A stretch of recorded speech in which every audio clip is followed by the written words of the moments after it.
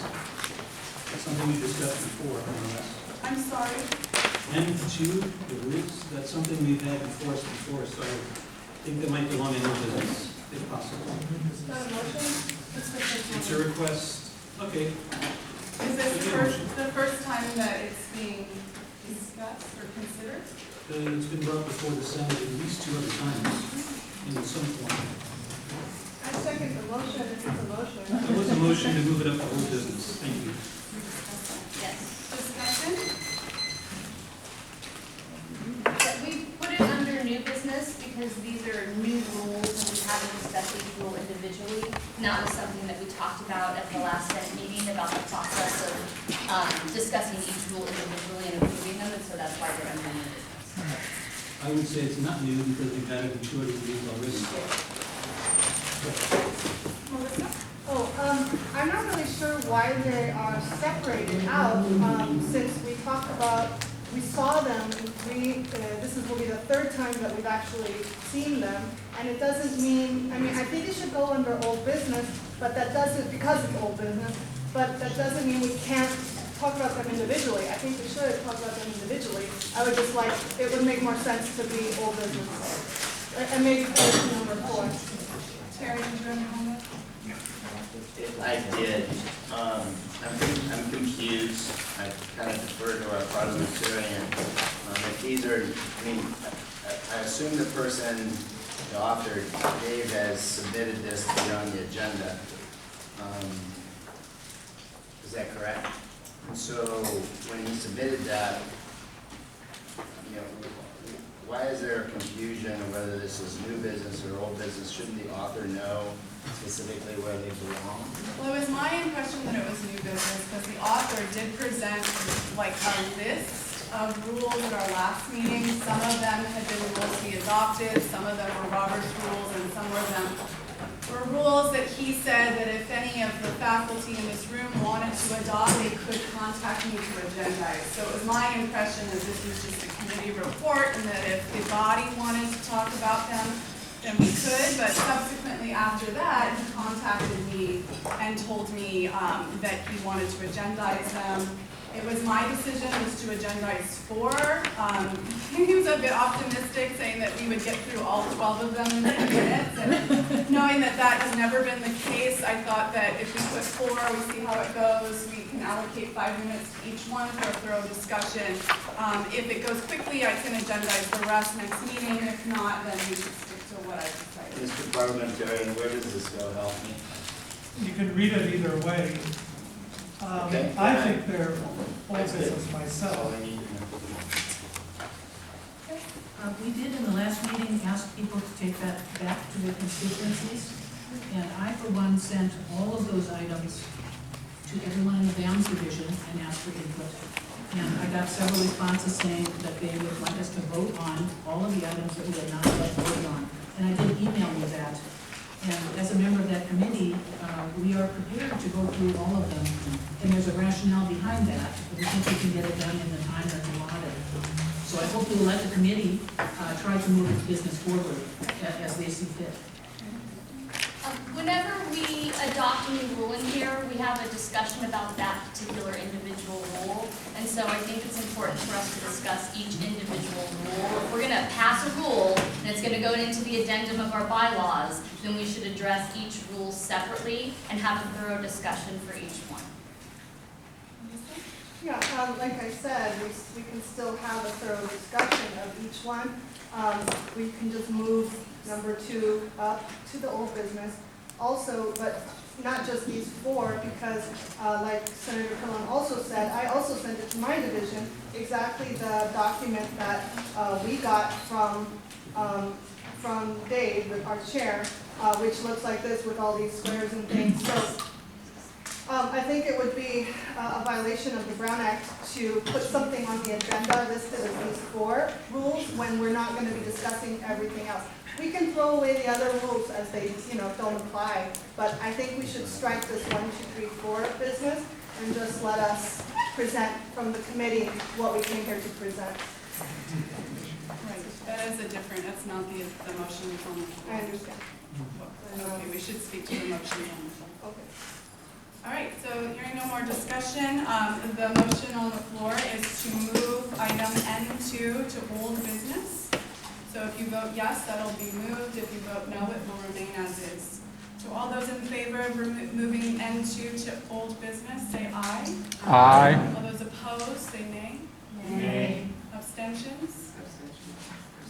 Sounds like the motion is passed, so we'll move it to item number 4 under old business. All right, so moving on, the approval of the minutes. So we'll approve the October 24th minutes as submitted if there are no objections. I'm listed as being under business in those, and I'd like to move back to social science.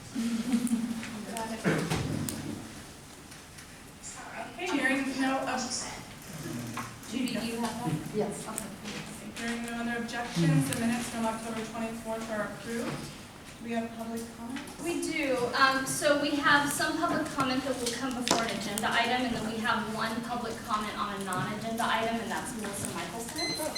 I just want to remind everybody here that today, after the Senate meeting, if you all want to go down to the pub to Lucky Baldwin's, everybody in the room is invited, and not just senators, but Are you paying? the more than Are you Sure. That's in the record. Thank you. Is that it? Yes. All right, so moving on to special guests and reports, we have a shared governance calendar committee spot, just in case the calendar committee wanted to use that. Mark, did you want to give Oh, us just in case. update? How about a trivia question? I got a trivia question for you guys. All of you guys are probably aware of the late 70s, right? The group Fleetwood Mac.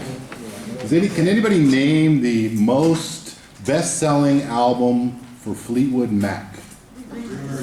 There we go. There is your committee report. That is all we have. There's not a meeting until Thursday, so after Thursday we will know. But right now, there's just all kinds of things that are floating around that we really can't confirm or deny. So that's the report. I have a question. Is the 17-18 calendar being approved on that day as well? Like, do you need the flex? No, I votes think there's going to be before that? discussion on 17-18, right? Are you asking me? You are the co-chair, I sir. would love for that to be approved. I Yeah. think for that to happen means that we'll probably be there most of the night. Okay. So it's likely that we will have a special meeting of the calendar committee after that so that it can move toward being on the December board. Okay, because I had sent the survey out about the flex day start, but I forgot to agendize it. So if we have a little bit of time, then I'll put that on the next agenda. Will that work for you guys? When's the next meeting? When's the next meeting? 21st? Well, we're pushing it. Yeah, it'll be close. Okay. Alrighty. Okay, so moving on to item number 2, we have Terry Giugni, who is going to provide some information about the Strong Workforce Ad Hoc Committee that's being formed. You should have gotten a handout that has this bar up top, it has Terry's name on it, a list of faculty member names. Does anyone need this? Not Yes, get it? I didn't get it. You need it? We have a couple. There's some more over here. They're coming up, Davis State here. So while that's going around, let me explain what's happening. The state has a new program related to doing what matters, and so hopefully you've heard about that program dealing with CTE program. This one's called the Strong Workforce Program, and it's doing a lot of what Doing What Matters does. It's about community colleges providing a strong workforce in the career technical education areas. The legislature has given $200 million to the Strong Workforce Program, and so community colleges are currently working on how to allocate and distribute that money, both regionally and locally. And so from the local perspective, and that's what this group is about, we have to put together a local plan. Each plan is a 3-year plan. The money for this year, even though the plan is not due until the end of January, we actually received the money last week. So it's been put in an account on hold. It's $1.44 million to PCC. And that money basically has to be directed at both existing CTE programs and possible future programs to help us, PCC, serve our community at providing more people who are trained to work at the mid-range salary jobs, as well as improving the ability of our graduates, people who earn these degrees and certificates, to support the needs of the community. And so part of what has to be in our plan is how we do more and how we do better. So as this was being put together, the deans have been working on it. I reached out to Valerie about faculty, and the suggestion initially was for the CTE Standing Committee to provide the input from faculty. That's a pretty small committee and does not have representation across all the divisions in regard to CTE programs. So we decided that we needed to reach out and involve more faculty. And so I asked each of my deans to reach out to faculty, and what we see on this list are the faculty that have volunteered to be part of that effort. And so the meetings have already been set up every Tuesday and Thursday from now, starting tomorrow through the end of December. And what that group will be working on is the plan and determining what programs will receive funds from this to both produce more graduates as well as a higher quality of graduates that better serve our community. And so, obviously I'm not giving you all the details of that. For the people who volunteered, they'll get more of those details. Everyone on this list has received invites to those meetings. The expectation isn't that everyone's going to be at all those meetings. That's also why we wanted a number of people there so that we can get constant input from faculty in the various areas.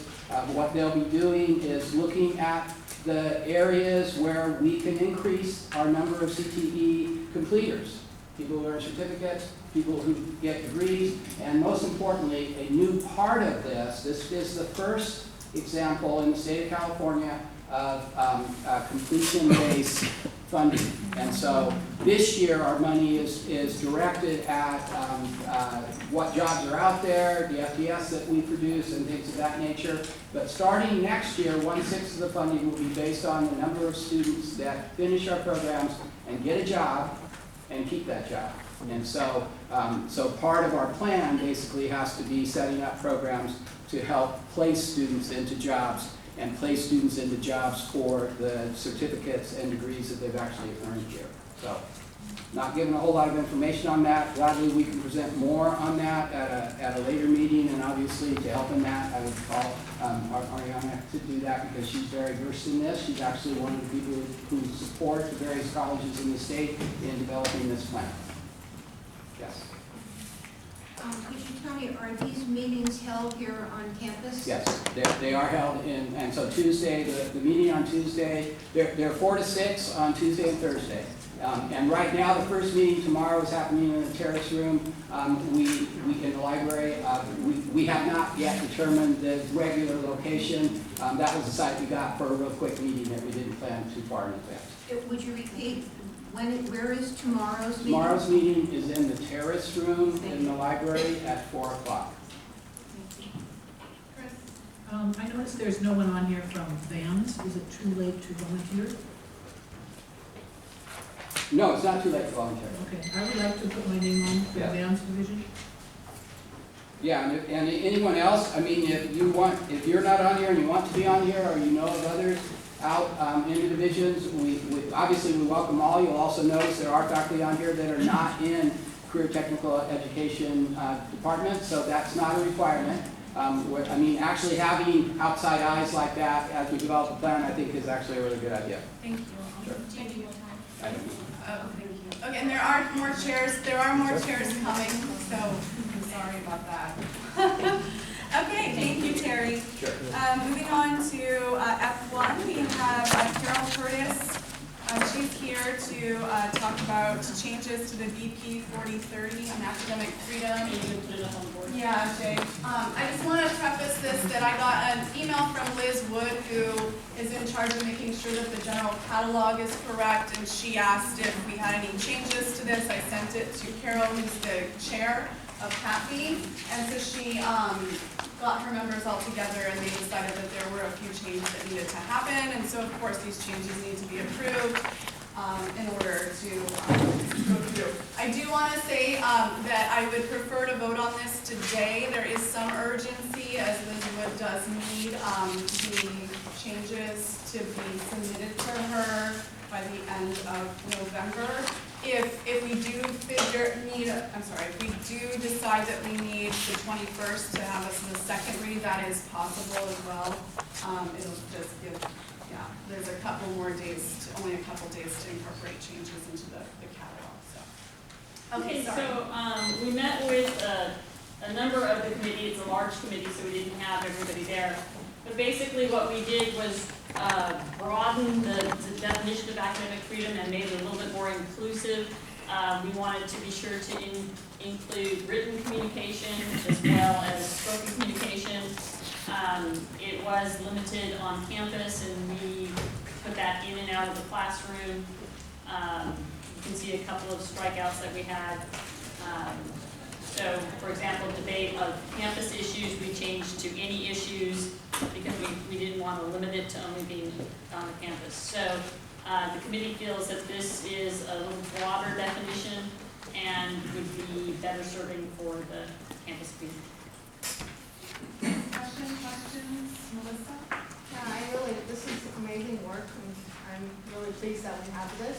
I would I would just vote yes on this right now with some changes, if people have changes, but I really, really, really want to take it to the department as usual, because this is an important document, and I think the benefits of taking it to our department and giving fair time for everybody to respond, even if they don't, outweighs letting somebody have a couple more days to do it. But it's a great work. Thank you.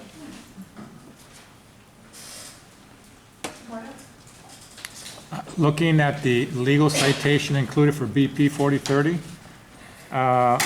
under number 7, that would be number 7. Is it possible to include under our BP 4030 the information, the statement that says established procedures are considered minimum standards established by the Board of Governors to ensure faculty, staff, and students the opportunity to express their opinions at the campus level?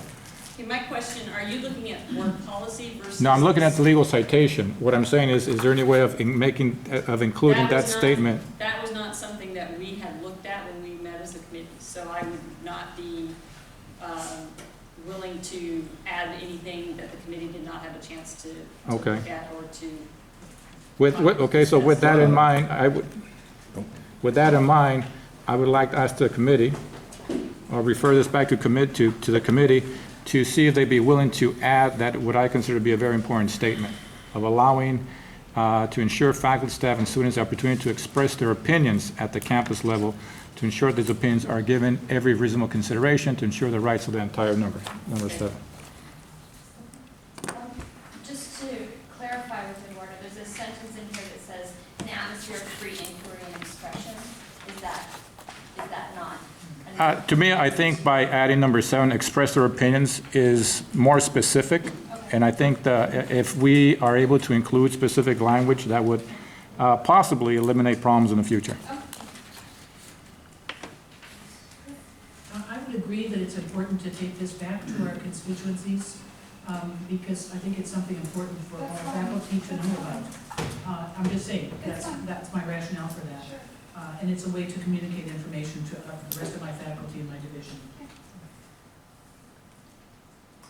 All right, so we'll bring that back for second read on the 21st, and then we'll vote. Do you think you'll have time to consult with your committee to express Eduardo's? Yeah. And so that is up to you and your committee whether or not you want to incorporate any of our suggestions. Are those suggestions going to be in the minutes, and then the minutes? Do you have what Eduardo said? All you have to do, I think we all received a legal citation, right? Yeah. Okay. Because I would like the document that has. Number 7. I got it, I was following. Okay, thank you. Great, thank you. All right, constituency reports, FA. Oh, nothing to report. Adjunct faculty. The committee will meet a week from tomorrow Classified Senate? Associated students? All right, management's never here. All right, for my president's report, the bond has been updated. I think I might have mentioned this before. I mentioned the range of the bond. The bond is 25. So the Faculty Hiring Priorities Committee is meeting tomorrow to consolidate all our... I'm sorry, not the fawn. The number that we're hiring is 25, so the fawn is less than that, but our administration is being super generous and giving us more faculty. So that's something to the Faculty Hiring Priorities Committee is meeting tomorrow, and what we do is we consolidate all our scores and we prioritize that list, and then we'll give that list to the president on Wednesday, and then he'll compare that with the dean's list, and then we'll meet if there are any, right, what? It's 12, right? The bond is 12. Is the bond 12? No, it's like, Our current bond is 414.8. Our bond for next fall will be 422.4. And so the 422.4 is the number that's driving the hiring. And so what we are hiring for are the current full-time positions that are one-year temporary positions. The increase in the bond from 414.8 to 422.4. And then also the anticipation that there might be some retirements that we may or may not know about at this point. There were some late retirements from last year that we basically could count for this year's bond. And so taking all of those numbers into account, and also understanding that sometimes when you go out for faculty, you don't fill every position. So we're shooting a little high just in case that happens, that we will make our call.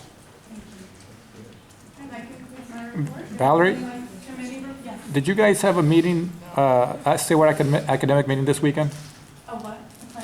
Yeah, was it this weekend? Yeah, so I went to plenary this weekend, and so I had sent, thank you for reminding me, I had sent out all of those resolutions that we were voting on, and a good handful of faculty got back to me in terms of how to vote, and so what'll happen, because there are a lot of amendments made to that initial document I sent out, the ASCCC will kind of get a final document of all of the resolutions that were approved in their perfected form, and they'll post those, and I'll be sure to send those out.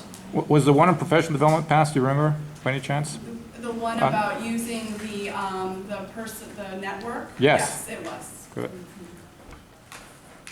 All right, and that, thank you, Eduardo, and that'll conclude my report. Do any of my committee members have reports? Alrighty, so moving on to agenda item I1. Actually, Wendy Luco has withdrawn her name from consideration for the CTE liaison.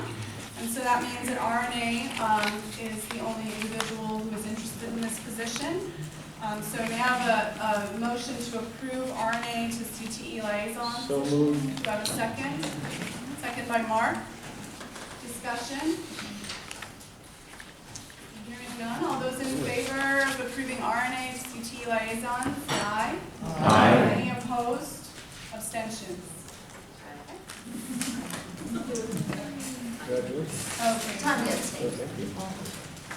All right, moving on to item J1 and J2.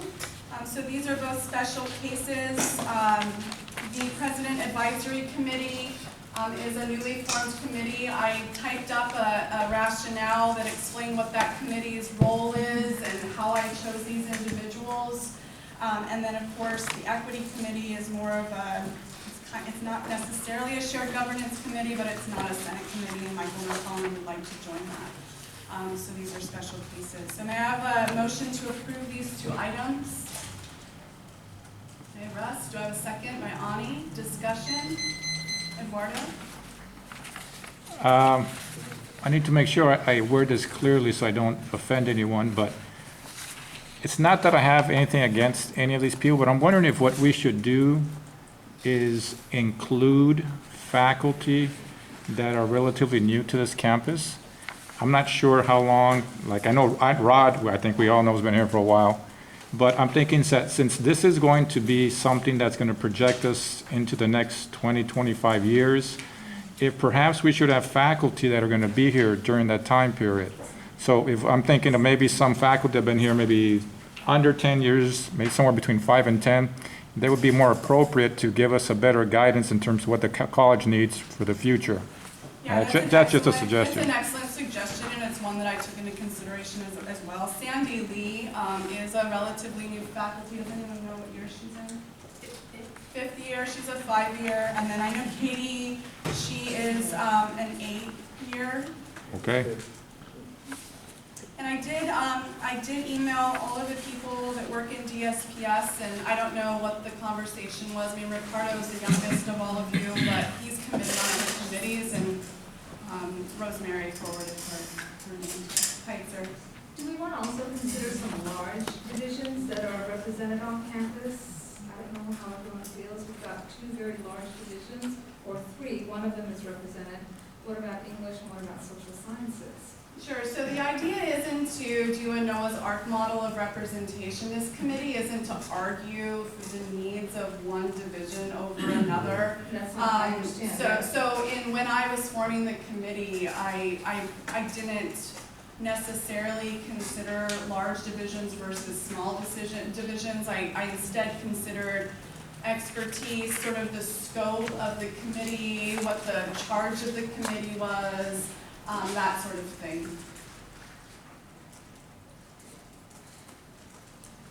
All right, hearing no further discussion, all those in favor of approving items 1 and 2, say aye. Aye. Any opposed? Abstentions? Aye. Heitzer and Tanya? And Eduardo. And Eduardo, thank you. All right, executive committee recommendations, hiring committees. May I have a motion to approve items 1 and 2? Moved by Mark, do I have a second? By Charlie, discussion. Okay, hearing none. All those in favor say aye. Aye. Any opposed? Abstentions?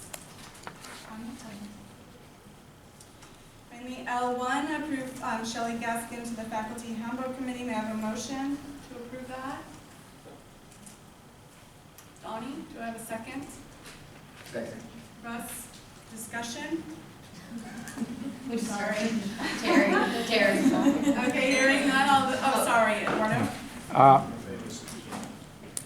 Forgive me if this is not the right moment, but could we possibly hear an update on the faculty handbook committee, like to see what they've done, or how many members are there right now? I mean, I'm not familiar with any updates on them, so I'm just asking, since we're taking care of this matter, if we can have someone from the committee come over and say, this is what we've done, this is what needs to be done, et cetera. Thank you.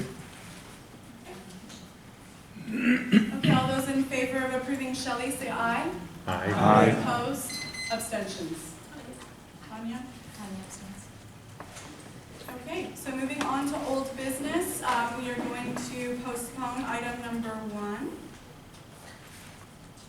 So we'll move on to item number 2, which is approval of the VPAP 3250 integrated planning process. Crystal, you have 10 minutes.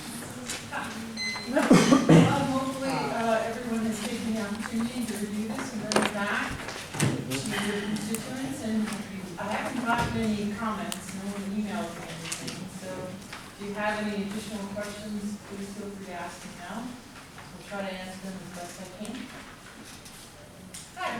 Hi, Crystal.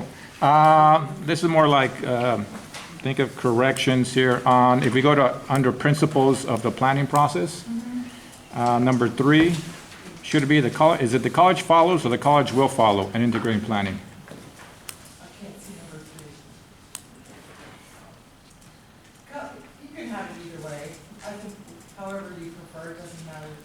Okay, and number 4, the planning process encompasses forward planning efforts in areas such as budgeting, human resource, facility, technology, et cetera. Should we include the sentence but not limited to, or is it only this?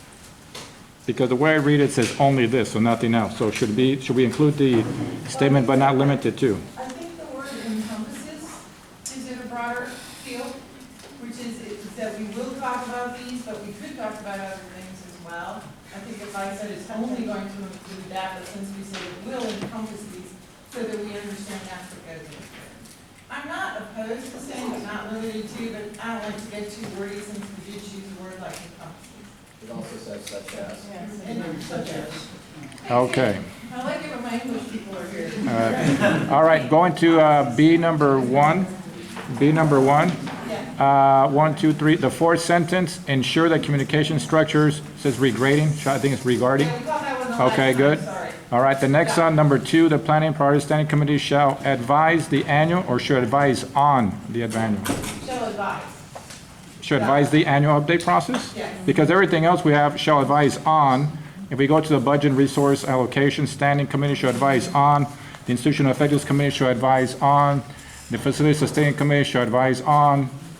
Well, see, but on the annual update process, it already exists, where the others are on the development and communication. Okay, will the same apply to number 6, the Plan Priority Standing Committee shall advise without the word on? And that probably should say on the development of the educational master plan. Okay. When, do we do this now or later? Include the word on then. Well, you can make, I think you can make a friendly amendment. to Okay, that. so I'd like to make a friendly amendment to include the word on after advise.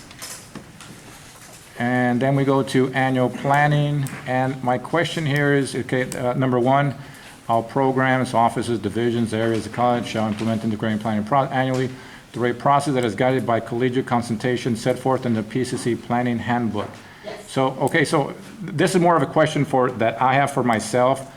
Where can we find this planning handbook? How often is it being? Question. We actually have them loaded in TaskStream in each of the annual update workspaces.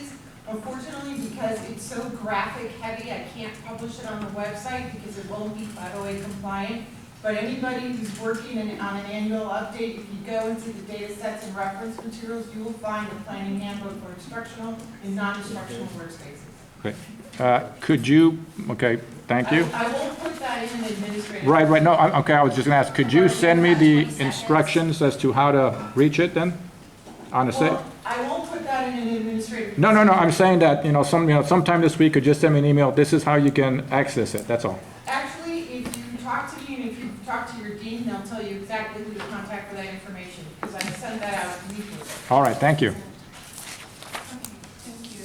Melissa? You could just scroll up to the page right, the list right there. Yeah. I was wondering, why is planning and priorities listed twice, number 2 and number 6? And why is it combined? Well, it probably could be, but I think we just wanted to call out the difference between the annual update process and then we wanted to call out then the educational master plan. Because those are two very, very different things.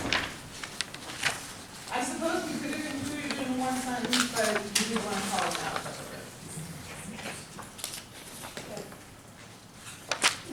All those in favor of approving this BP and AP, say aye. With the friendly amendment. I'm sorry, the amendments. Oh, with the friendly amendment, I'm sorry, with the friendly amendment, say aye. Aye. Any opposed? Abstentions? Thank you, Crystal. Could I just say one quick thing? Yeah. There's also a policy statement that came with this, that was supposed to be part of this, this is the procedure. Can I get approval on the policy statement as well? We just approved the policy. BPA. God love you.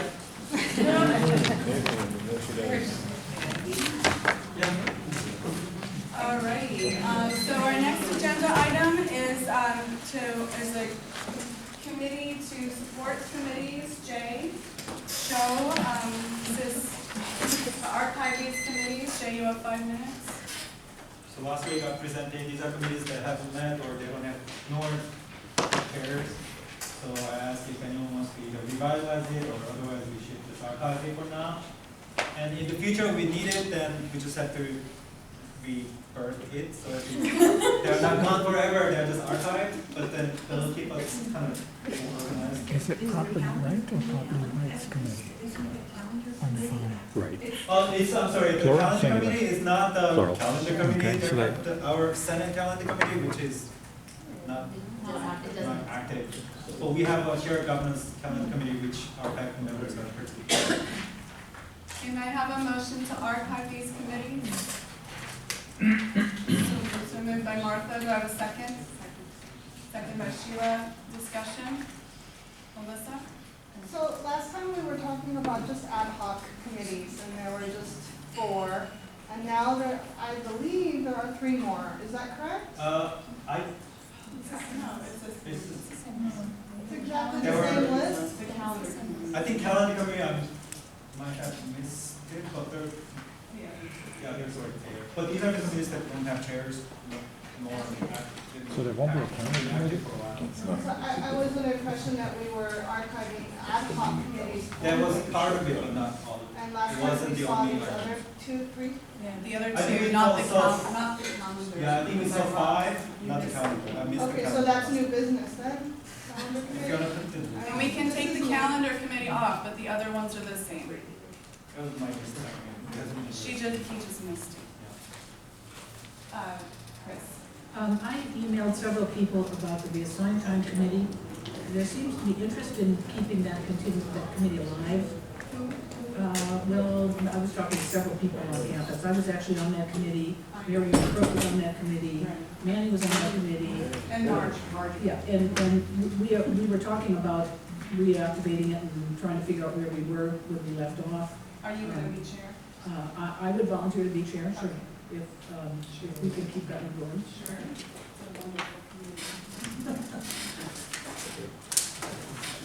So then, under consideration of the first 4. I'm sorry, Gloria, did you still, you have? That was my question. Thank you. Okay. No, First excuse four? me, I didn't clarify. Does this mean that we're archiving committees because they don't have a chair? No, Or it's a because combo. they have They It's- haven't been active for years. They don't have a chair because they've been inactive. Ah, so it's not that they've been inactive because they've had. No. Okay. Terry? Just to clarify, we're taking the calendar committee on, Yes, so it'd be numbers 1, 3, 4 and 5. 2, 3, 4, and 5. 1, Oh, 1. 4, and 5. So just to clarify, the motion on the floor is to archive the Faculty Technology Committee, the Faculty Lecture Performance Awards Committee, the Ad Hoc Disaster Relief Committee, and the Ad Hoc Intellectual Property Rights Committee, which is actually already been archived. So those are the ones we're going to vote on. Don't hurt the guy. Does the Disaster Relief Committee, that was in charge of dispersing funds that have been collected? Are there any funds in there? For Katrina. So there's no more money in there? Okay. All right. All those in favor of archiving these 4 committees, say aye. Aye. Any opposed? Abstentions? All right, moving on to item number 4, which is the approval of these 4 minutes, or these 4 rules. Dave? Thanks for the 20 minutes. Let's see, first step, you guys have this? Let's get some work done, just in case. No, you're 5 confused. minutes each. 5 Just 5 minutes minutes for each, each that of the makes 4 rules. I know, but we're doing 5 each. So we're gonna go, the first one was 5, the second one was 5. But I haven't, the we third haven't one picked was rules 5. to rule on yet. The rules that are ruling on are on the agenda. These are the 4 that we're considering. Here it is. That is the agenda item. Is the 4 on the agenda. The first one was printed with So we have the first one under consideration is number 1. A printed list of Senate bylaws, rules, and basic Roberts rules should be Are you presenting for available my committee? at the meeting. President?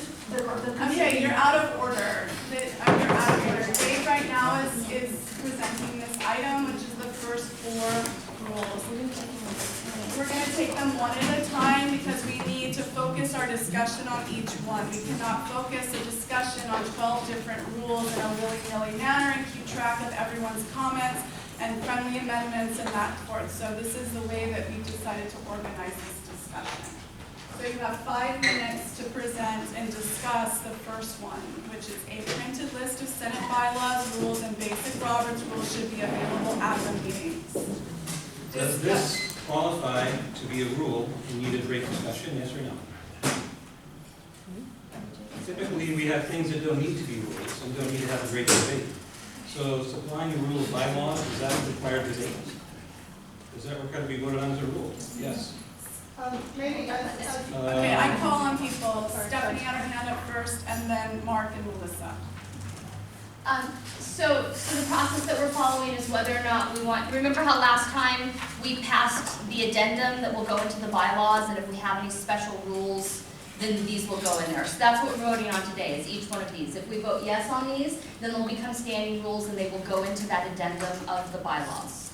And so on this first one, I just have a quick question for the bylaws committee. Who would be responsible for bringing this? Is it, because the chair of the bylaws committee may not always be a member of Senate, so is this a specific person in the executive committee, or can we? I'm asking, can we does rule clarify number that? one need to be a rule, or can it just be a procedure? Is it worth the trouble of having a great debate over? Is it like bring cookies to the meeting?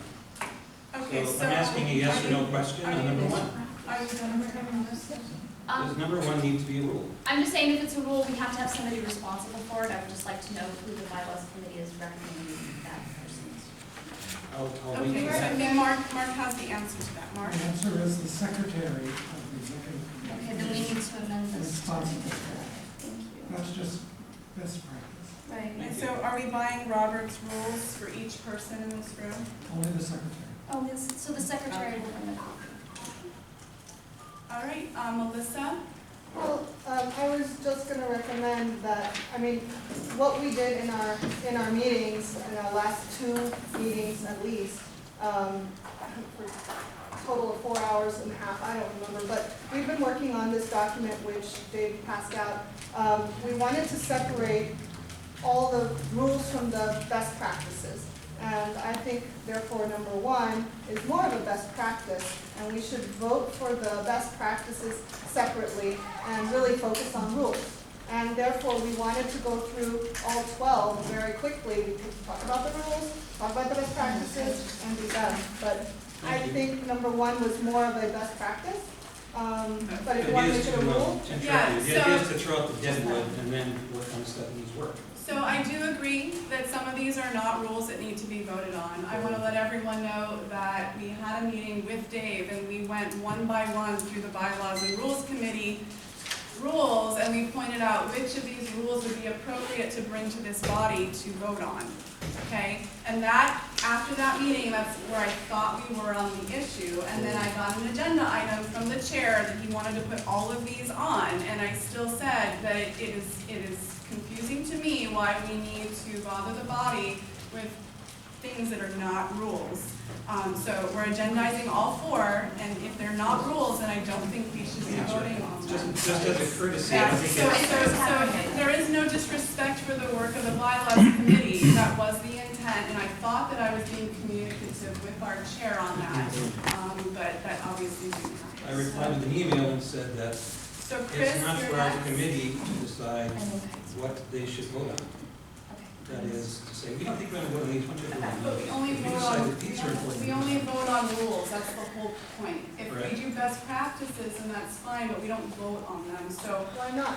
We'd like to vote on best practices. Well, I'm agreeing with you, but I don't know if you hear it. Okay, So, Chris? well, once again, the Senate is a deliberative body, and so we wanted to bring things forward that people might want to discuss. We didn't want to assume that they didn't want something done, or that they did want something done. We wanted to let the members decide, and I think it's probably pretty clear which are going to be rules and which are going to be just procedural things that we think are helpful. But it's just for general information, and so we can have a discussion. Kaiser? I appreciate everyone's work that's been involved in this process, but I think for clarity's sake and moving forward, yes, your answer, your first question is, yes, I think it needs to be a rule, only for clarity's sake, and to develop that further, we should have it with the secretary, there should be a book allowed for references, we should make sure that we have our list of rules available at every single meeting, and make it a rule, make it specific, so there's absolutely no confusion whether it's a basic practice or not. So to answer your specific question, I think it needs to be a rule, and it should be as part of the addendum. That's And then if everyone feels that way, we're voting yes on this item today, right? If you don't feel that way, we vote no on the item. Charlie? Martha and Charlie? It sounds like there was a lot of conversation about all this before we came to this meeting. So I recognize that we should, people would like to discuss it, but I think it would be super helpful if the bylaws committee or the president could tell us what they together had just recommended, and then let us discuss their recommendations. Because otherwise we're going to end up getting bogged down in things that maybe you folks all agree agreed with this best You practice. get bogged down. And we can always override it, but it would be nice to make a recommendation based on all of that. These rules have been given to the Senate at least once before, so you've seen them before. And to remind you, North Century School Book, easy to read. And if there are some, for example, number 12, email nanoseconds, that doesn't need to be a rule. It's just, yeah, we'll do that, big deal. Okay, so we're focused on number 1 right now. We need to, the motion on the, well, there's no motion on the floor yet, but we're focused on number 1. So Charlie, did you have any comment about number 1? Is there any clarification that says the basic rules? I mean, who's going to be in charge of determining what that list is? The secretary.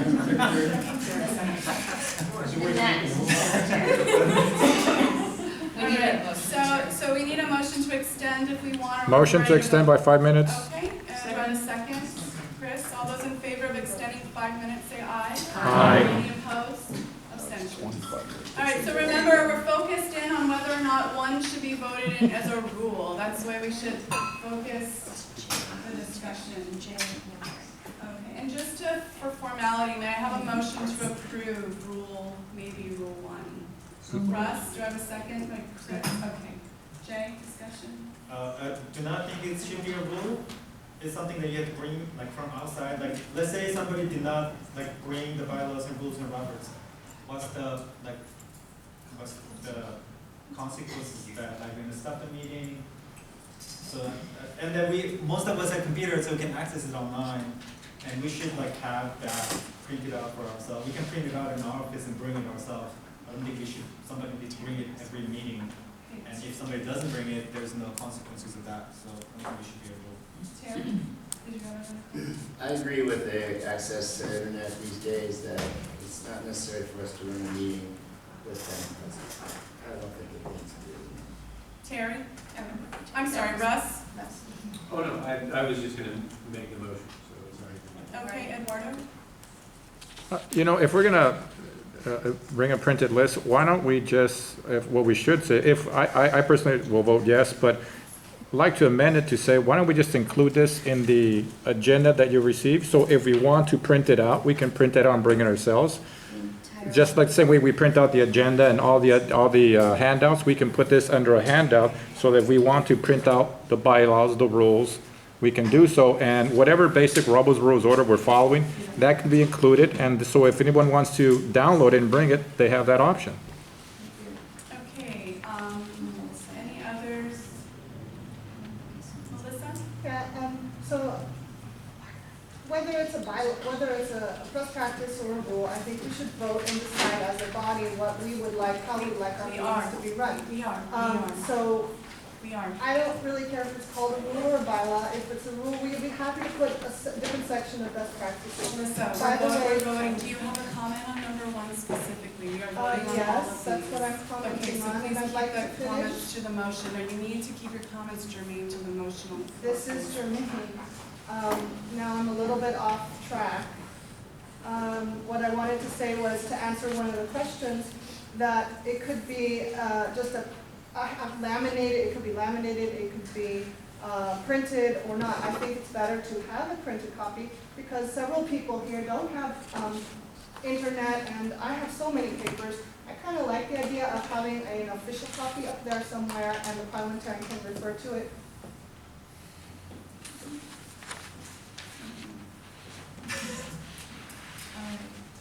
So the printer, I agree, should use some copy. Robert's Rules of Order is All right, so all those in favor of approving 1 as a rule, which will be on an addendum to our bylaws, say aye. Aye. Any opposed? No. Okay, let's do a roll call vote. Okay. Sheila? No. I vote yes. Jay? No. Bevel? No. Mark? Dodge? Aye. Erica? Yes. Rhonda? I'm sorry. Christopher? Rhonda? Oh, I'm sorry. Rhonda? Yes. Sorry. Christopher? I need to eat, sorry. Christopher? Tanya? Christopher. Christopher? Did you, I'm sorry. You didn't know which Christopher. I'm sorry, Christopher. Yes. Tanya?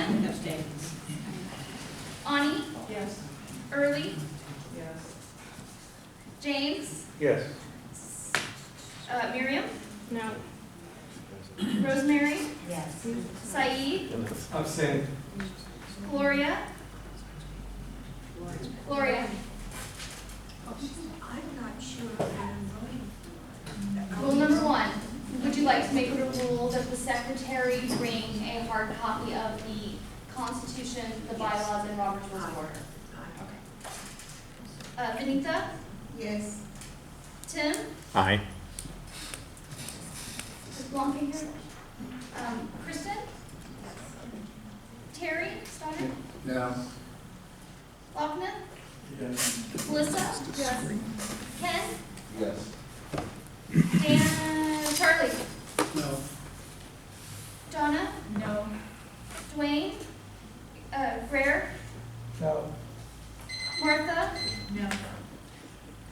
Russ? Yes. Peter? Yes. Okay, who's here? Okay, Veronica, no, Erica? Cantonese, I'm sorry, Erica. I'm not voting. Okay, who's voting for you guys? Okay, got it, sorry. Ricky? Is Ricky not here? Rita?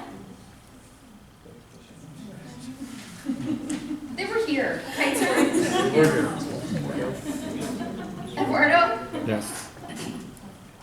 Eduardo? Yes. Dave? What? Yes, thank you. Chris? Yes. Okay.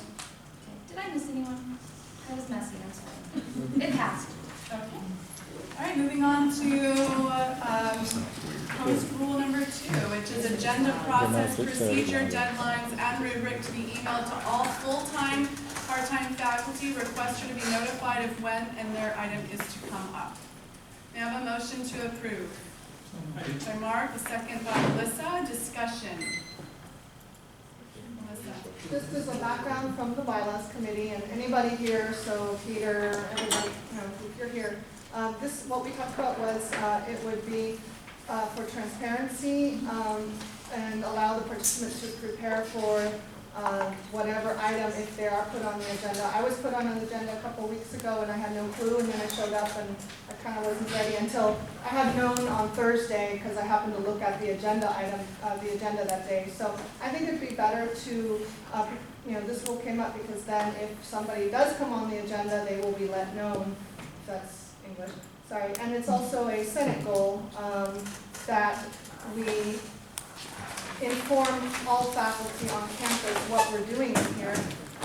This could be easily done by the secretary, by Judy, when she sends out the rubric, I'm on another thing, never mind. We should all know, faculty should all know how to get things on their agenda, this agenda for transparency. That's it. Chris? Sheila?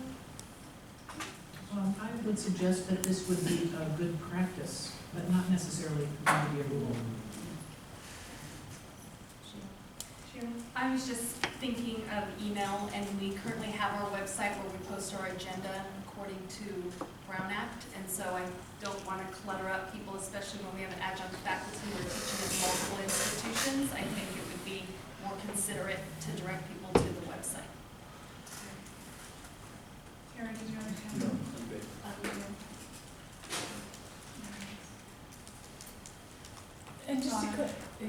And just to clarify, this isn't saying the agenda needs to be emailed, it's saying the agenda process, right, and the procedure, and Deadlines, yeah. so, and you it's referring to, like, the agenda, the process for each meeting then, so. So currently the bylaws say that the executive committee sets the agenda. Period. I think it's intended to give feedback. If I have some silly idea that doesn't get on, I find out, why it's, if I have a wonderful idea, I can bask in it. Provide feedback. Jay? I've got for Dave, so that means every time we have a meeting, these things need to be sent out to all full-time faculty.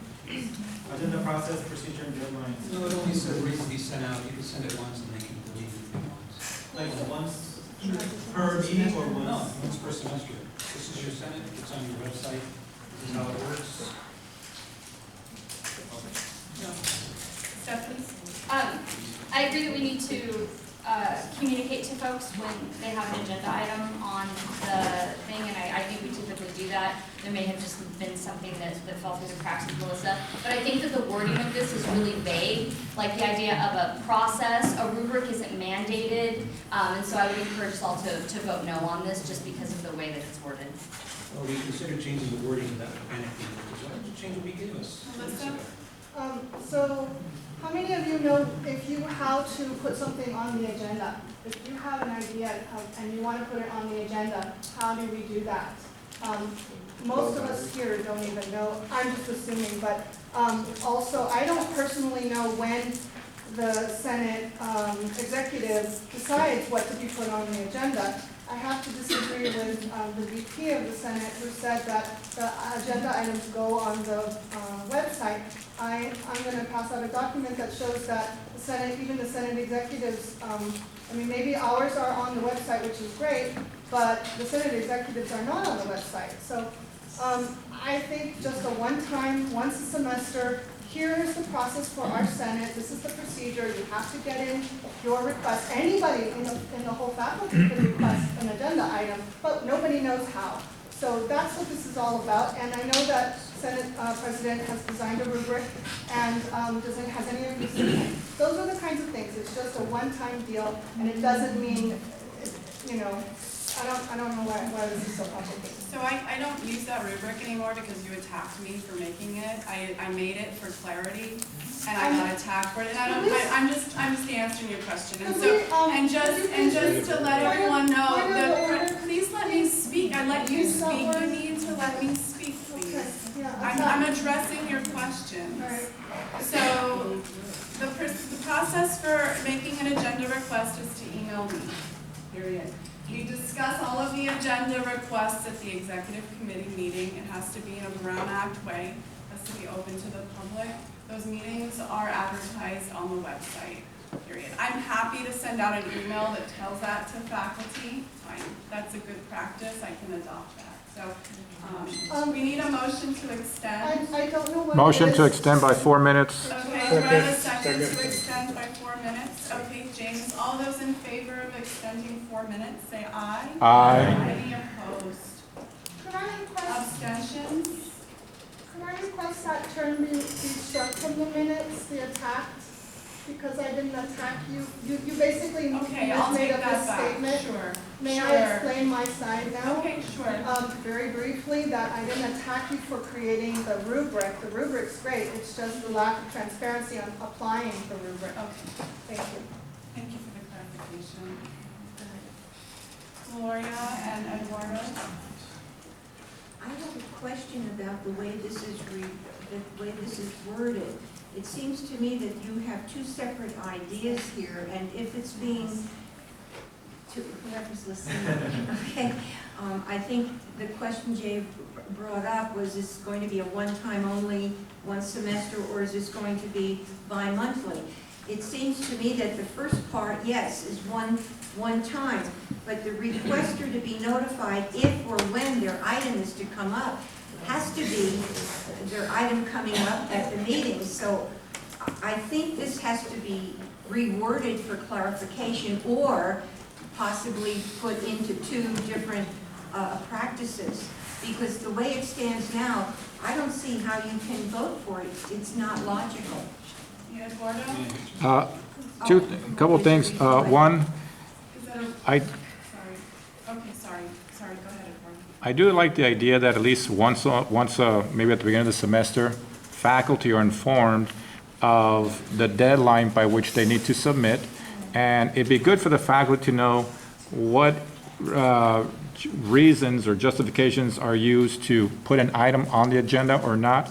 And now that Valerie said there is no rubric, I guess we need to eliminate that word from this, because there is no rubric, which is okay, but I think faculty need to be aware, if I want to put something on the agenda, what's the process that will determine the answer to be yes or no, and when is the deadline? In other words, by when does the executive committee meet to create the agenda. And if the faculty could be aware of this, I think that would be helpful. Charlie? It seems to me that we do a lot of discussion of things that the executive board should communicate to faculty when we are representatives of our constituents, and that each one of us can communicate to our constituents. If you have an agenda item that you'd like me to present, or you want me to help you to present, each one of us should be communicating to our faculty that kind of thing. That seems like we put way too much responsibility on the executive board to disseminate information when that, I think, should be our responsibility. So I'm not in favor of it. I'm sorry to cut you off, Charlie. Charlie, go ahead, finish your comment. I have to drop the F-bomb. Faculty needs to know what we're up to. And there have been occasions where we're asleep at the wheel, or we forget to tell them, and they don't find out till the next month what was voted on. They have the right to be informed. We're not their keepers who give them, little crumbs. Here's what we discussed in the Senate last week. I think they need to know directly. If they don't like what we're doing, they can kick us out. I like the faculty to know what's up. Sheila? I'd like to call the question. Second. Vote on calling the question. All right, all those in favor of calling the question, say aye. Aye. Any opposed? Abstentions. All right, all those in favor of approving vote Rule 2, say aye. Any opposed? Nay. Abstentions? All right, moving on to number 3, the Senate Board. We have a motion to approve. The Senate Board will only discuss what is included within the agenda meeting. Second. Okay, our meeting agenda. Do I have a second? James, did I hear a second from you? Well, yes, now. Discussion. Stephanie and Mark. This is already codified in the Brown Act. We can only discuss things that are on the agenda. We have seen multiple times in the past few weeks, people bringing motions to the floor. We have a process for that. We're bound by the Brown Act in that way, so it's not really necessary for us to pass this rule. Mark and Terry? I concur.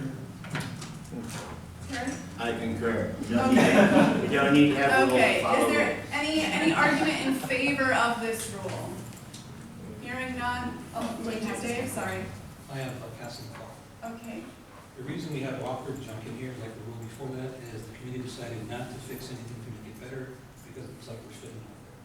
So rules number 6 and 7. Hey, can you speak up a little bit over? I said. Thank you. 6 and 7, we did minor tweaks to, but things that were offered that made no sense, we weren't at liberty to change them because we already presented to the Senate in their original message form. That's why they're still missing. Okay, Chris, are you speaking for the item? I would like to make a friendly amendment that we approve all the rest of the, these items today. Okay, we're just on number 3 right now, that's the motion on the floor. So it has I to accept that amendment. I made a friendly Okay, amendment. that's out of order at the moment, so. Why is that out of Can I order? explain? Can I explain? You would actually be changing the agenda. That's different, that's a different process than just making a motion. You can make a motion to change one of the agenda items, but that isn't actually an official way to change the agenda. That's not what you're asking for. Okay, so What was the Melissa? commentary? I believe the background for this was that we get documents last minute in here, and it's really hard to read through the document, consider it, and then pay attention to everything and take notes and do everything that we're doing. So I believe part of this was because we wanted to make sure that only what if there is material that is related to items, that we would not be discussing those extra things that came in. I don't know, other people were there, I could be on a different topic, sorry. So Dave, wasn't this part of this, or was this another rule? Which one? Gloria, you have a comment? Yes, I'm thinking that for me, it would be very difficult to put all of these together to vote, because it seems to me in reading that some of them should be rules, and some of them should just be best practices. We're not voting on all, that's exactly Oh, I'm why sorry, all the did I agenda. misunderstand? No, yeah, we're not discussing that, we're still discussing the number. Sorry, Yeah, because we completely agree with you. I apologize. All right, any other comments that are germane to number 3? I just have a question about that. We have in the past had times when emergency measures are addressed. Right. And I'm just not familiar enough with Robert's rules to know, does it allow for that even though, or the Brown Act, to deal with an emergency issue even if it's non-agendized? Yes, Mark, do you We want have a to? 2/3 rule that allows us to do that. Okay. It's urgent. Yes. All right, do you have any concluding comments? Yeah, if we want to avoid the hubbub we had a month or 2 ago, we should have a clear set of rules that we follow. If anyone would like to ask to change the agenda to do all these, we could get some work done today. We've got an hour left. I'm just saying. Okay, so all those in favor of approving item number 3, say aye. Aye. Any opposed? No. All right, abstentions? Abstain. Okay, Melissa abstains. Looks like the item did not pass. Moving on to rule number 4, may I have a motion to approve? Senate meeting agendas and all attachments are emailed to all full-time and part-time faculty when sent to the Senate board and or posted. So moved. Do I have a second? Second. By Melissa, discussion. It's not sent out to all full-time and part-time, it's sent out to the senators, and it's posted online, available for any member of the public to view. The thing is, with the attachments, our old version of the website did not allow us to upload additional attachments, only the meeting agenda and then the minutes. So we're in the process of discussing with IT whether or not the multiple attachments could be uploaded. That would be wonderful because it would provide some context for the things that we're discussing. I just don't know if that's possible technologically speaking. So Kaiser, Melissa, and Dave? And Terry, sorry Terry. I'm passing right now. Okay, Melissa? Other than, we talked about this in our bylaws meetings, and other than the idea of cluttering up, not my words, but cluttering up, people's email boxes, I think, again, this is part of our Senate goals to keep all our faculty informed. We had that this year at our Senate retreat. So this would alleviate, it doesn't take a lot of effort to put if academic faculty would all get it full-time and part-time, they would feel more included in what we're doing. Then we don't have to go ahead and send a separate email to our faculty ahead of the meetings. And if for some reason people think that faculty would not want to see this, I really think we should ask faculty whether or not they'd rather get it and have the option to delete it or not get it ever. So they can go online definitely, but the attachments are part of the issue. So I'd love to see attachments going online as well. Yeah. It takes one mouse click to inform our faculty colleagues, that's it. So it's not a big deal. Click, send, and they're informed. Terry, I'm sorry, Terry. I'd like to speak against this as a rule. I feel that's the job of the senators to make sure that they inform their constituents. I think the purpose of the agenda being posted satisfies that, and as a senator, I direct them to that they have access to it, have access to everything. I think that the period of time, the 72 hours, is a limited time for us as senators to handle our entire constituent group. And I feel like they can be informed if they are informed, if they want to be informed, and they can call us if they want to call us. But I don't feel that needs to be a rule. Eduardo and then Gloria. I encourage everyone to vote yes on this. If we look at the fact that we have classes, committee work, office hours, grading, and have different schedules, we don't have the opportunity to contact every single member of our division. Sometimes we can go a week or two without seeing anyone. So by passing this, it allows the faculty of our respective divisions to obtain the information, and if they feel it necessary, they can contact us or contact any one of the representatives. But to try to have us do all that with our busy schedules, it's very difficult. It's not that difficult, just, we already send mass, campus-wide emails every now and then, so to simply attach the agenda and the handouts is not that big of a deal. It's more beneficial than detrimental. Gloria? I think I have to concur.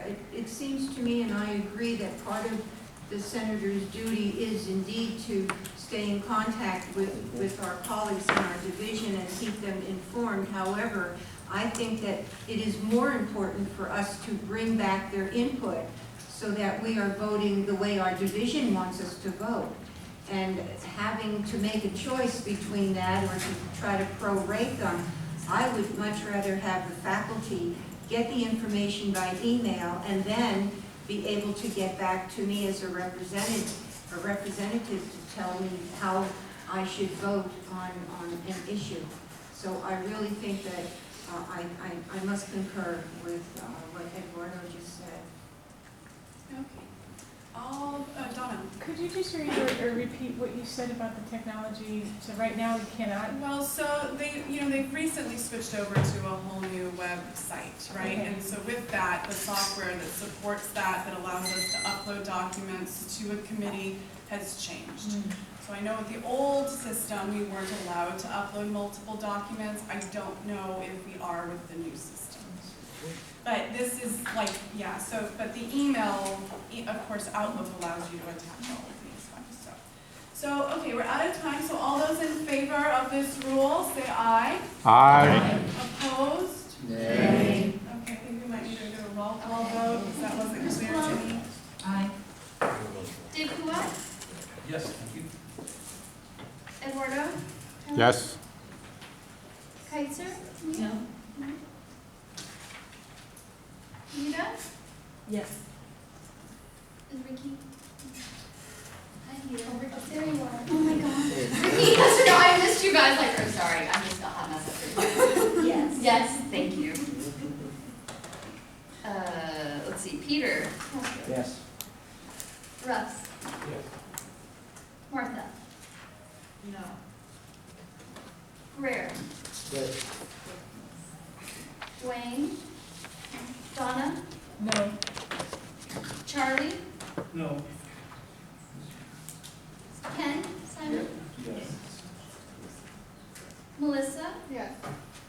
Lockman. Yes. Terry. No. Kristen. Yes. Tim. Aye. Benita. Yes. Gloria. Yes. Saeed. Yes. Rosemary. Yes. James. No. Miriam. No. Early. No. Ani. No. Tanya. Christopher.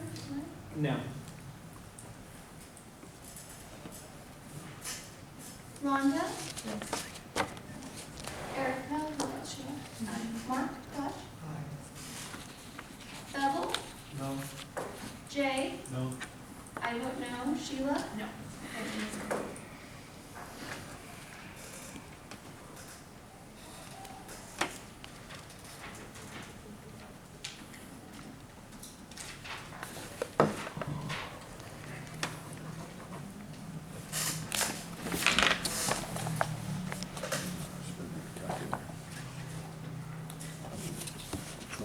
Motion passes. Thank you. Thank you so much, the bylaws committee. Thank you.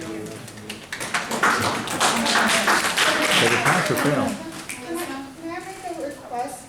Next time when we bring this forward, we're going to have our meeting again on Monday. We do it every other Monday that the Senate doesn't meet. And if we propose that we please follow what we're asking to do, like if we separate bylaws and rules, would that be any easier?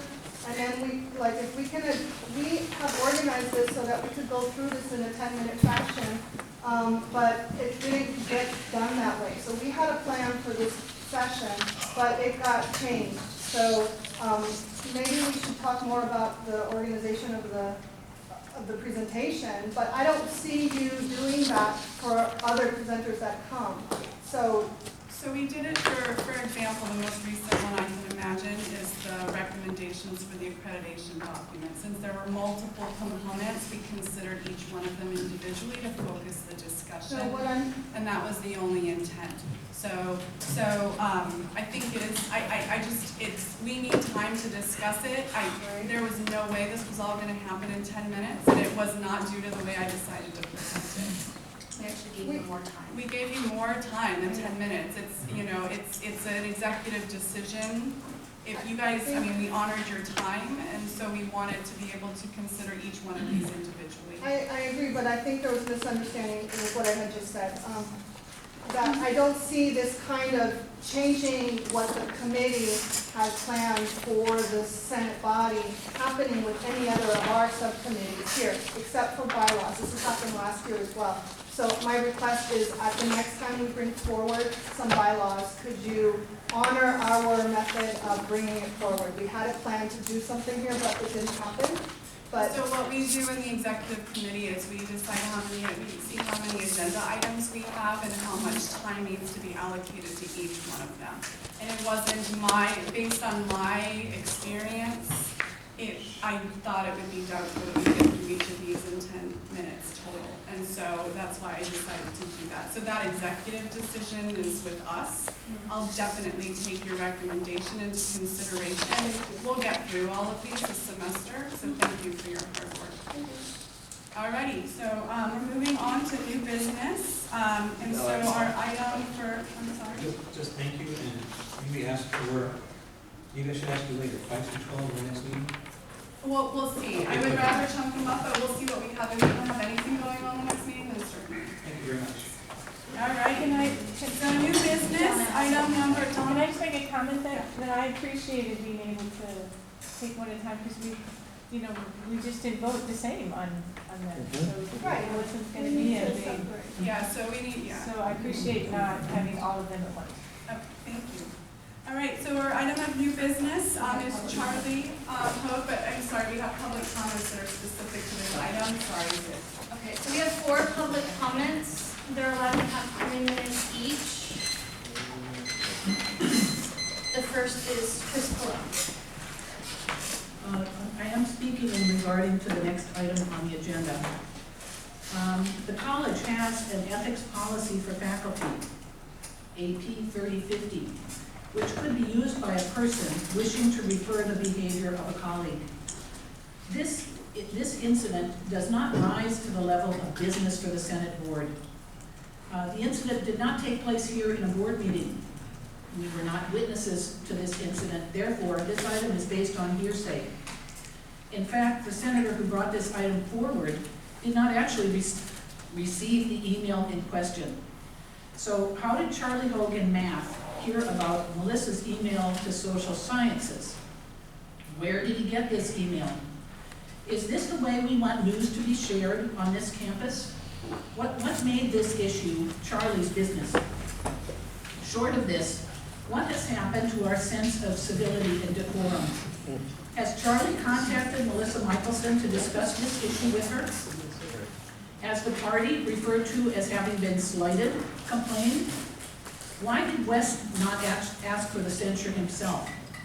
Since when do we go directly for the jugular without even attempting a collegial call or email?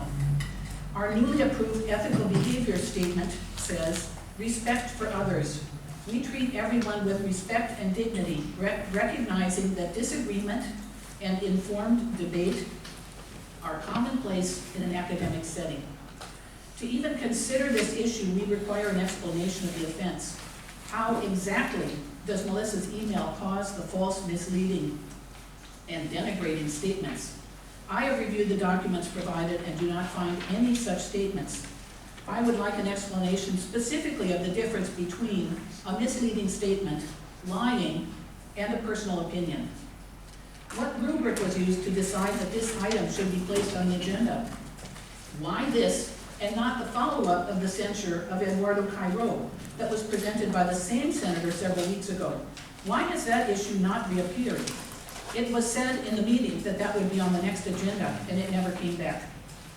What is going on in the Senate Executive Committee that they determined that such an item was worthy of our time? The next public comment is from Jane Hallinger. Okay. I'm an interloper today. Last year when I was on the board, I was somewhat disturbed by meetings. And this has nothing to do with any person or the executive committee at all. But when I did hear that there have been some difficult times in this board and people were not respecting one another, the first thing I thought is you are setting yourself up for a hard knock when the Accreditation Commission comes to visit. This kind of behavior, whatever it may be, and I was not here, so I can't testify to it specifically, gets out. It's out in the community of our school. It will get out to accreditation committees. If there's ever a time when we ought to respect people and not try to censor people for anything, boards are made to work together. The first lesson I learned was in the Senate board here from Harry Kawahara, so most of you do not know him, but it was respect. Respect for everyone who is sitting here. Respect for their opinions. Respect for who they are and what they represent. These people are not being paid to be here. People here are giving of their time. They're giving of their energy. They care about the school. And I care about the school because I have been here forever. And I don't want to see us dinged by the accreditation board because they hear rumors of what disruption has occurred in some of the meetings. So I would beg you, please, in the next few months, respect one another. That's the first thing I learned, respect one another. And I have been on more boards, and the one thing I would never do was raise my voice against another person. And I never had trouble with people on the board because I allowed them to speak their piece within the time limit. I did not criticize them from any position, except to say thank you for your opinion. Never are we going to win every argument. Never are we going to win every vote. But we should do it in a manner that does not represent what is happening today or tomorrow in our government. We do not want to represent that kind of behavior towards one another. Now, as I said, I was not here for the things that I have heard happen. And the problem is that when you hear things, they rise in their importance. And as these things go out to our community of faculty, they will get back to us. Sorry. Thank you. You timing me? I'm maybe because I'm afraid. No, Thank you. I never get to use my butt. no The confidence. next public comment is Neil Lee. He left, okay. Mark Whitworth.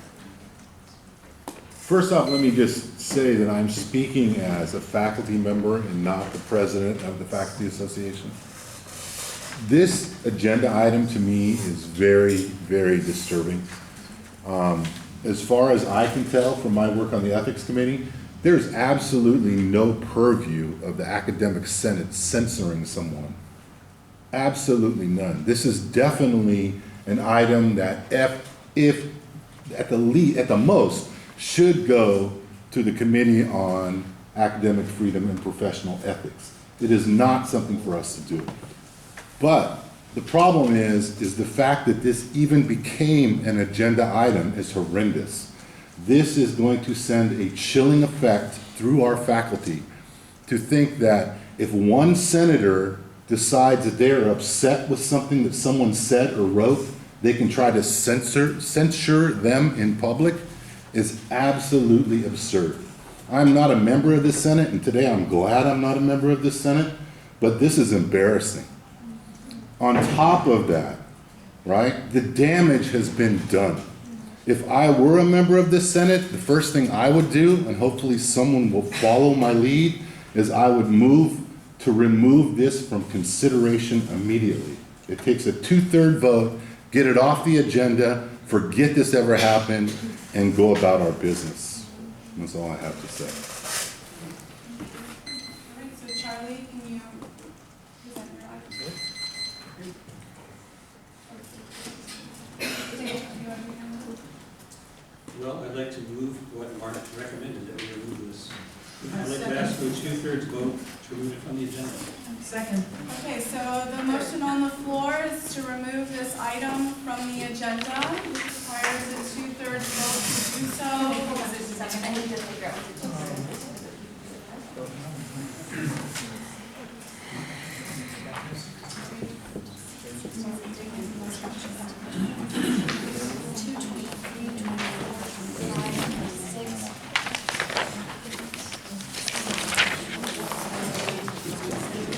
This is all, just one. It just looks like multiple pages. Okay, so the motion on the floor is to remove this item. We'll do a roll call vote. We need 2/3 to, it's not debatable. Okay, Chris?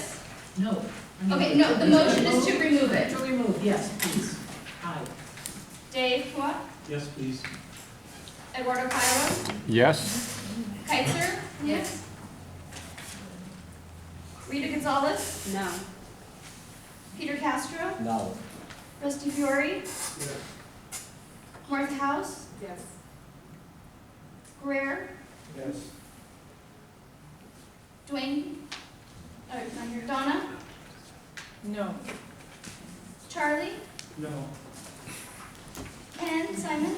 Yes. Melissa Michelson? Yes. Lochner? Yes. Terry? No. Kristen Hyatt? Yes. Tim? Aye. Anita? Yes. Gloria? Yes. Saeed? Yes. Rosemary? Yes. Miriam? No. Yes. James? Early? Yes. Ani? Yes. Tanya? Abstain. Christopher? Abstain. Rhonda? Erica? Mark? Doug? Ike? Bevel? No. Jay? No. I say no. Sheila? No.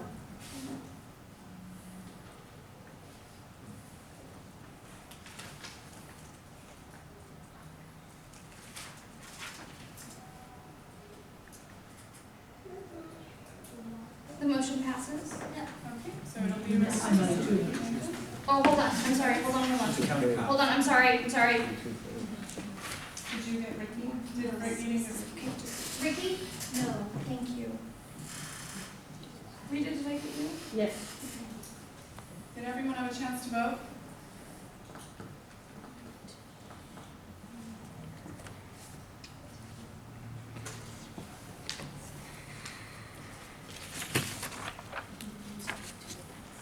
So there's 20 yeas, it needs 22 to pass, so the motion fails. All right, so Charlie?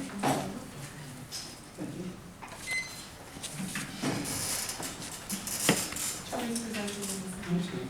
Yes? Would you like to be the first person to present? Go ahead, you have 10 minutes. I'd like to first introduce myself to probably some new faculty members who don't know me. My name is Charlie Hogue. I've been at PCC for 27 years. This is my 27th year.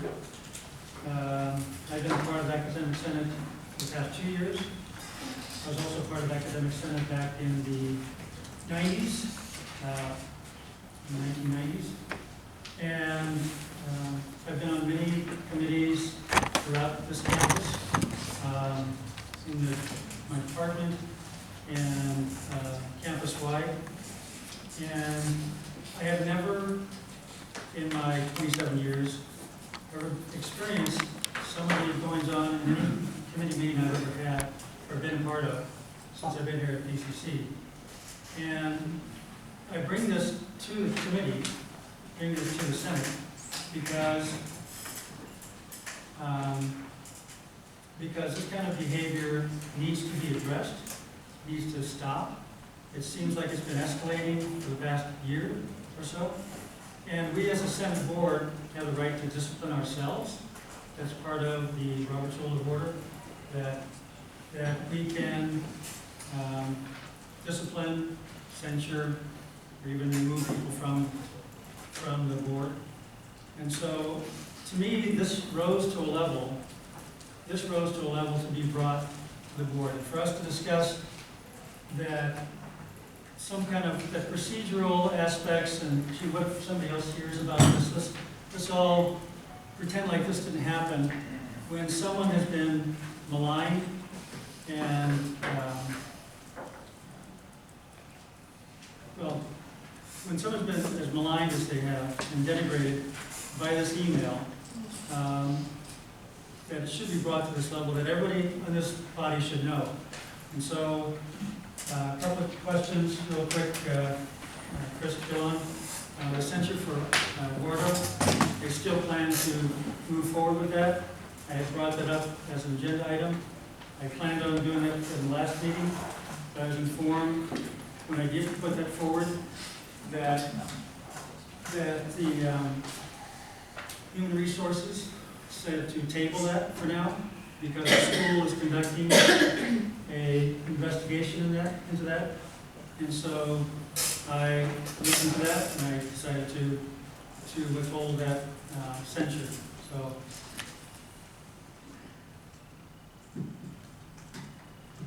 I think it's important to know, well, as senators, I think each one of us has our own responsibility to our constituency, and we all try to give our own constituency the facts of what goes on in the Senate in the best way possible we can, and that we all talk to our own constituencies. The fact that one of us would go to another body, another division, and give false information about what's transpired during the Senate and malign this person, to me is beyond just like I can't believe so many people want to just ignore like it never happened, and so I think it's worthwhile bringing. So the first thing I'd like to bring up is the facts of what happened. And so we have the transcript. I sent you the transcript of what transpired that day.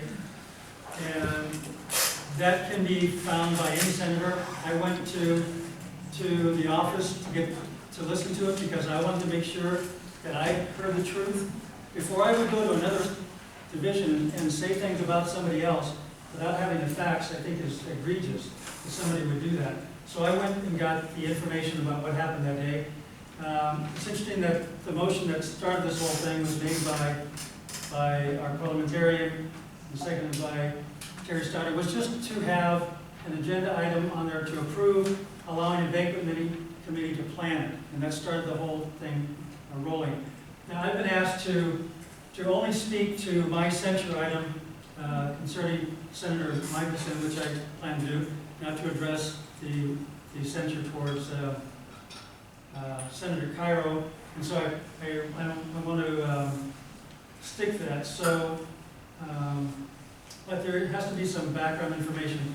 If you scroll up to, there has to be some context for what happened here.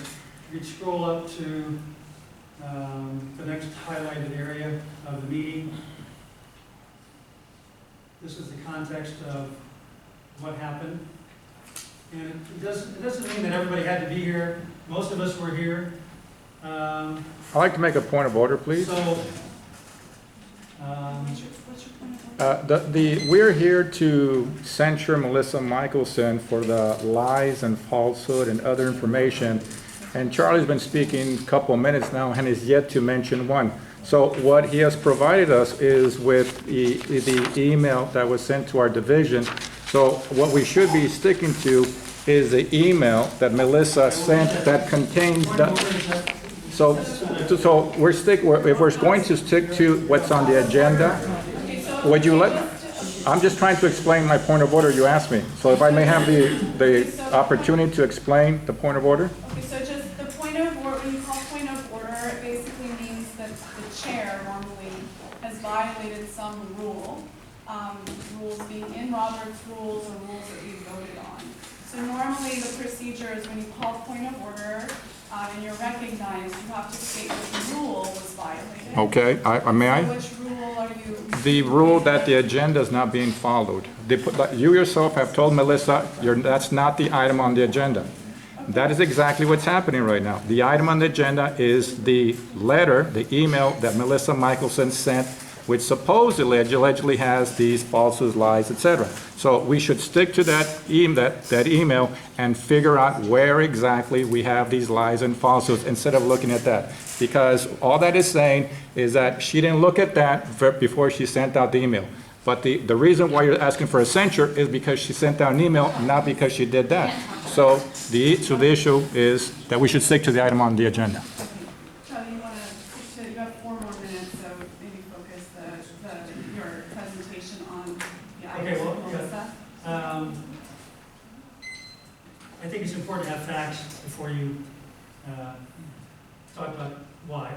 So the facts are here highlighted. Hopefully you've read your packets, you read what happened.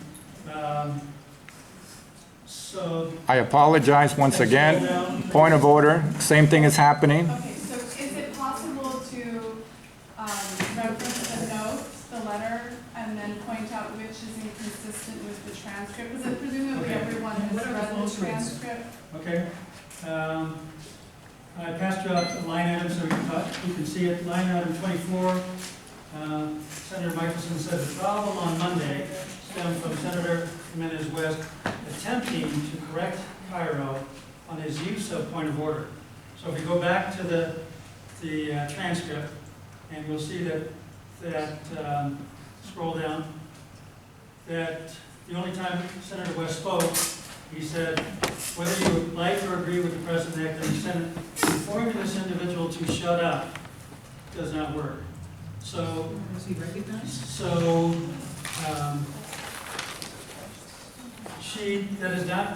that's not what she communicated on this email. She said it was to correct Cairo on his use of the point of order, not his use of the point of order. It was to correct Senator Cairo on language that is not fitting of an academic senator towards the president or anybody in this body. And so that's not what happened. The next thing that, I'll back to the letter. I guess I'm supposed to address the letter now. Senator Jimenez West has been speaking on term here in the Royal Rule of Order, number 31. Started admonishing Senator Cairo for interrupting the meeting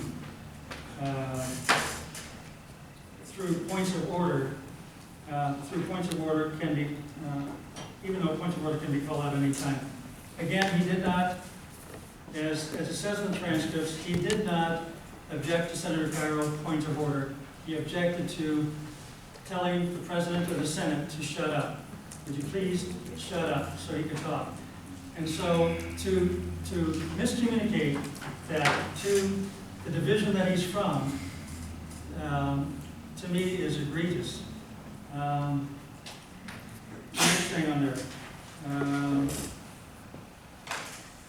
Mrs. Michelson, Senator Michelson said, instead of exiting the door right behind him to leave, he headed towards the main door where his fellow senator was sitting halfway across the room. At the time, I jumped up, sensing a pent-up frustration and anger in Jimenez West, which I think that takes a lot to read his mind on that.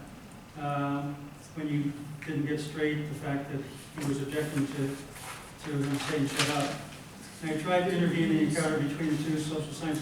Did not communicate that Senator Cairo was the one who stood up and blocked his path out of the room, and to say he should have known that he was going to be accosted by Senator Cairo, and to use the back door.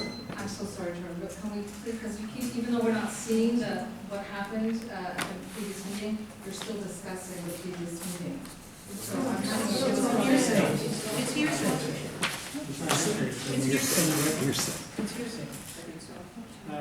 Point of order for the Senate President. I believe if a presenter goes off topic, just like when I go off topic, you need to let them know they're off topic. Right.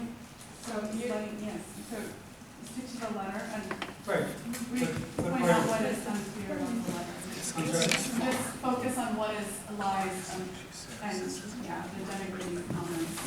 So it is extremely denigrating, especially in our culture, to say Senator West should have used the back door instead of going out through the front door. Oh, please. Well, can we read that on line? I tried intervening between, let's see, no.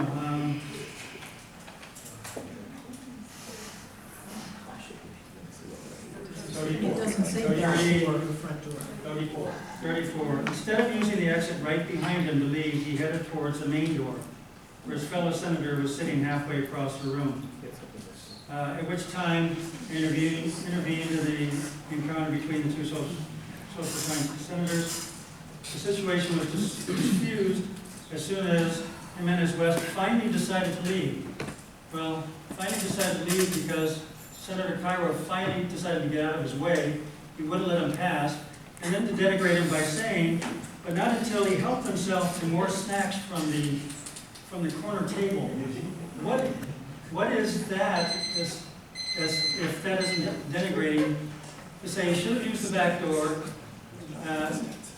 didn't put the context of that he was being blocked to leave, and then to say that he should have helped himself. Time. Help himself to snacks from the corner table. So time is up. If we want to extend, we need a motion. Motion to extend. Motion, do I have a second to extend? By how much? Rita, by 10 minutes? When do we have a discussion? Second stop. Okay, so Rita, the motion is to extend by 10 minutes from Peter, seconded by Rita. All those in favor of extending 10 minutes? Clarification, please, before we vote. Could you tell us at how much longer he will have the floor before there can be discussion? There should be discussion now. You've had 10 minutes. Is it okay? So yes, this 10 minutes would be allocated for discussion. So all those in favor of extending 10 minutes, say aye. Aye. Any opposed? Nay. Please raise your hand if you say nay. We're extending by 10 minutes. Presentation now. Discussion. Discussion, yes. If we vote no, can we vote? If you vote no to extend, then we're voting at this point. If you want to extend, then we're allocating that 10 minutes to discussion. So, all those in favor of extending, say aye. Aye. Any opposed, say nay. Nay. You raise your hands if you say nay. So the motion passes. Discussion, we've got Dave, Gloria, Kaiser. I saw your hand earlier. Spencer asked if she could swap me with me, is that cool? Dave, Kaiser. I've got it. Go ahead. Two people start having a good talk. I've got it. Don't forget about the 3 minute We time. wish to switch. Dave, Oh, I think, okay, so it's not allowed. But can they pass to me? Dave, Kaiser. Thank you. Okay. Since I have a night class, I'll be brief. Is it the academic senate business to police emails? Is the academic senate business to regulate speech? Did Charlie ask Melissa about email? Did Christopher West contact Melissa about email? No. Did anybody from social science faculty contact you? Possibly. I think it's ridiculous. I think we should vote immediately and get to our classes. 2/3 of us practically believe it wasn't even worth talking about. And it's a waste of our time to go on unless you want to talk further. So I recommend we vote as soon as possible and get to our work. Kaiser?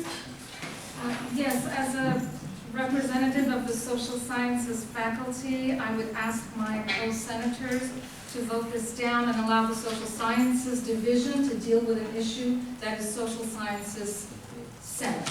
So I would like the discussion to be finished, and just to allow us to solve the problem. I have a great deal of respect for both my colleagues who are involved in this issue, and I'm part of the Social Sciences Division. Please allow the Social Sciences Division to take care of this issue and resolve it professionally. Thank you. Jay, Adorno, Rosemary. I don't think it's issues just of social science. This letter clearly blames the victim. So I don't know if Senate condones that type of mentality. And also, it seems like they're justifying physical altercation by, oh, if you don't agree with me, it's okay to have physical aggression in the Senate. And she sent it as a senator, and that's representing our Senate. So if our body is condoning the fact that if there's an agreement that you can use physical aggression, then I don't agree with that. So I don't think we should condone that type of message sent as a not as a person, not as an individual person, but as the senator. So that sends a really bad message to the whole country. Right, so if we look at the beginning, there's something Charlie failed to omit. Subject, my personal perspective of recent Senate meeting. So she's sending her perspective. It says, excuse? It's coming from Melissa Michelson. It doesn't state Senator Melissa Michelson. Charlie made certain statements in which he referred to as blocking him. I heard the word egregious, I heard the word denigrating, but nowhere did I see him use the words false, misleading, and denigrating statements within this letter. So what he is asking then is, because Melissa wrote an email to our division providing her perspective, that in itself he's saying is incorrect.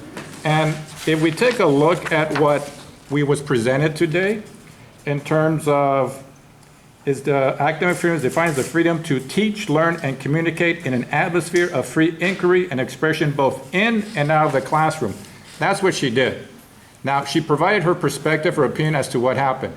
Whether it be right or wrong, there's a difference between lying and providing one's perspective. And what Melissa did was provide a perspective, and I can tell you that I can't speak on behalf of Kaiser, but from my side, no one contacted me saying, that's outrageous what Melissa did, because that did not happen. So we have to keep this in mind. Thank you. Rosemary? Oh, you're at, what I want to say, I disagree completely with what Mark Whitworth said. I think we need to move on and go forward and be positive and clean. I would just like to point out that the email was signed Melissa Michelson, Languages Division Senator, and as a member of the Languages Division, who was represented by that senator, I think that that extends it beyond the purview of the social science area.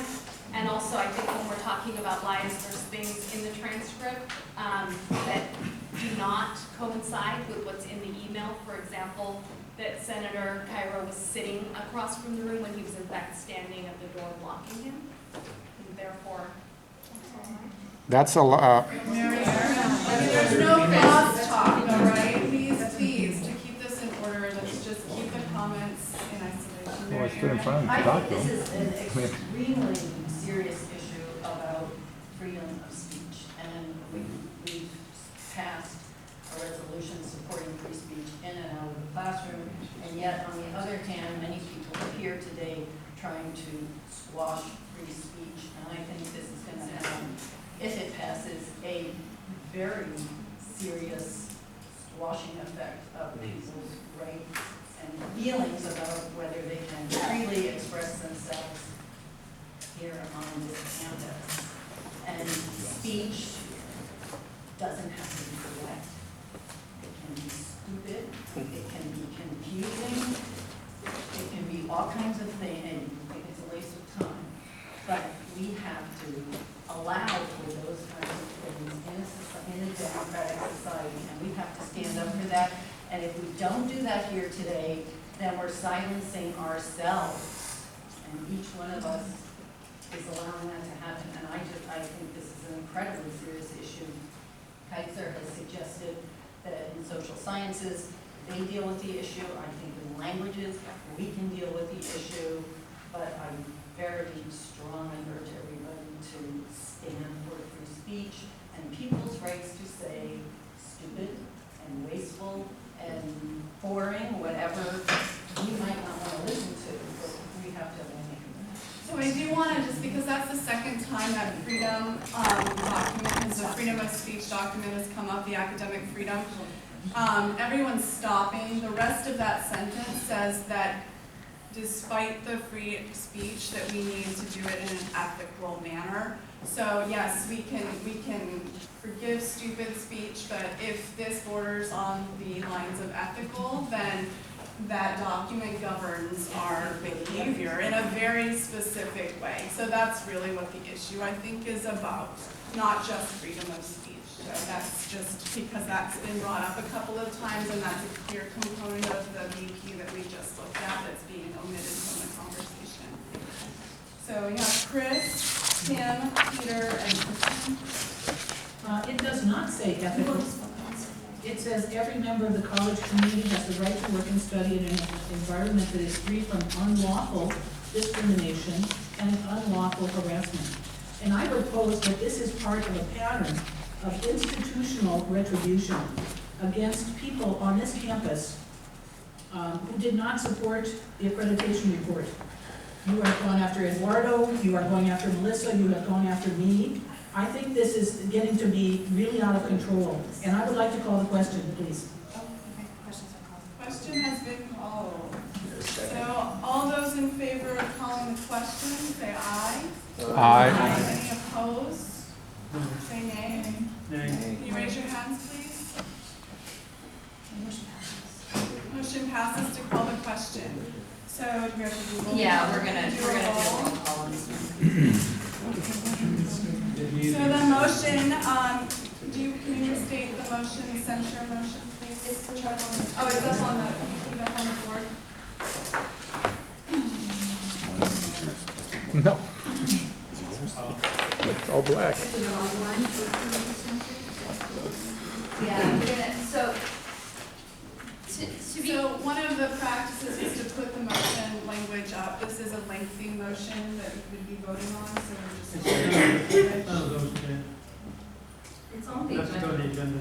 It is on the agenda. It's not on the agenda, that you were given a very specific censure statement that this is the statement. If you want to read, this wasn't the board packet.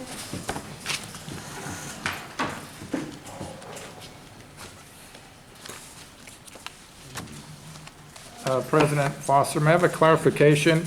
Within this, there's two things that are that we are being asked to vote on. One is to censure, and one is to approve the punishment. And so if we were to approve the punishment, having Melissa, or forcing Melissa, or requiring Melissa to write that, what are the consequences of not doing that?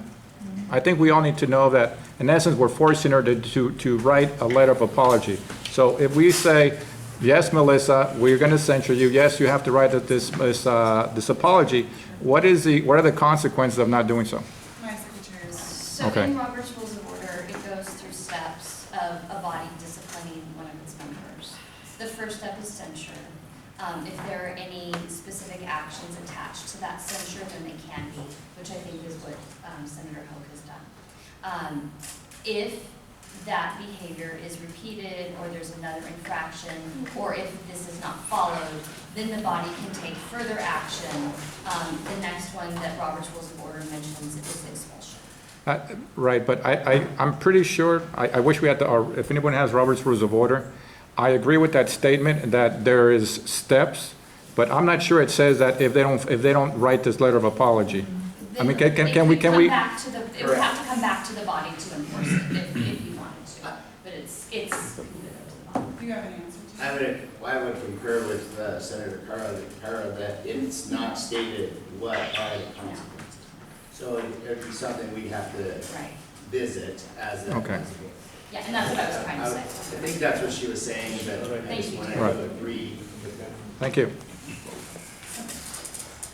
Has everyone had an opportunity to review what we're voting on? Anyone need more time?